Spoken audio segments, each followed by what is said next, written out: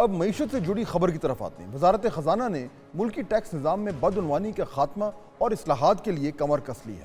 وفاقی وزیر خزانہ محمد اورنگزیب نے آج پھر دعویٰ کیا کہ ملکی معیشت بہتری کی طرف گامزن ہے اور انہوں نے ٹیکس نظام میں سٹرکچرل ریفارمز جو ہیں وہ ان کا آغاز کر دیا ہے۔ آئندہ 3 سال میں ٹیکس ٹو جی ڈی پی ریشو 13% تک لے جائیں گے۔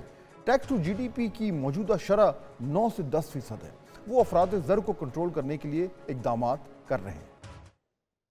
میں بار بار یہ کہتا ہوں کہ جو ہم ڈیجیٹلائزیشن کی بات کرتے ہیں، اینڈ ٹو اینڈ ڈیجیٹلائزیشن کی بات کرتے ہیں، that is not an end in itself, it's a means to an end. اور ہم کیا کرنے کی کوشش کر رہے ہیں through this end to end digitalization کہ اس میں پروسیس میں ٹرانسپیرنسی اور شفافیت لائی جا سکے، ہیومن انٹرونشن کو کم کیا جا سکے۔ تو جتنی ہم ہیومن انٹرونشن کم کریں گے in terms of this end-to-end digitalization, اتنی ہم بہتری کی طرف جائیں گے۔ ہم of course we want to increase the revenues through that, or ultimately also around client experience۔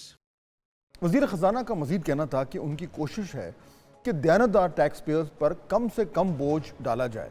Muhammad Aurangzeb نے مہنگائی پر بھی گفتگو کی، بولے کہ 1-1.5 ماہ قبل چکن اور دالوں کی قیمتوں کو دیکھا تھا، عالمی منڈی میں اگر قیمتیں کم ہو رہی تھیں تو ہمارے ہاں کیوں بڑھ رہی تھیں؟ ای سی سی کے اجلاس میں بھی اس پر تفصیلی رپورٹ پیش ہوئی اور اس پر ایکشن بھی لیا گیا۔ یہ بھی کہا کہ آئی ایم ایف کے ساتھ پروگرام جاری رکھیں گے اور کامیابی سے مکمل بھی کریں گے۔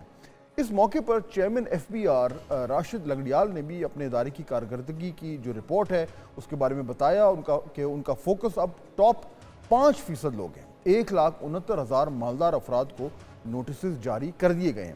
ان میں 38,000 افراد نے اپنے انکم ٹیکس گوشوارے جمع کرا دیے۔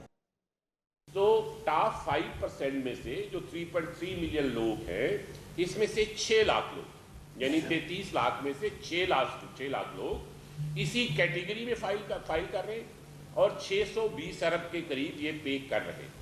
اچھا، یہ جو 6 لاکھ کے علاوہ لوگ جو 2.7 ملین نہیں فائل کر رہے، یہ یا تو اس کیٹیگری میں نہیں فائل کر رہے، نیچے فائل کر رہے، یا فائل ہی نہیں کر رہے۔ اب وہ جو اس کیٹیگری میں نہیں فائل کر رہے یا فائل ہی نہیں کر رہے، ان کی جو لائبلٹی ہے وہ 1.6 ٹریلین ہے۔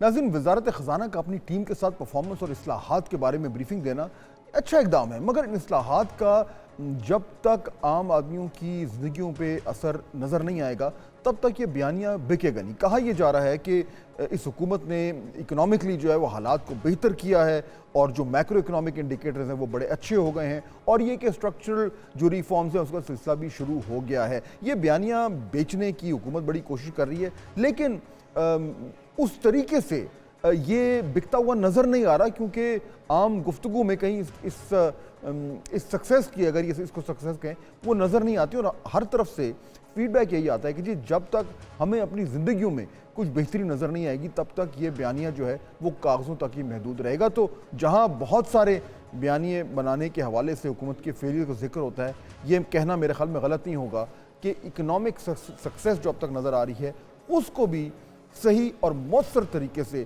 حکومت عوام کو نہیں بیچ پا رہی۔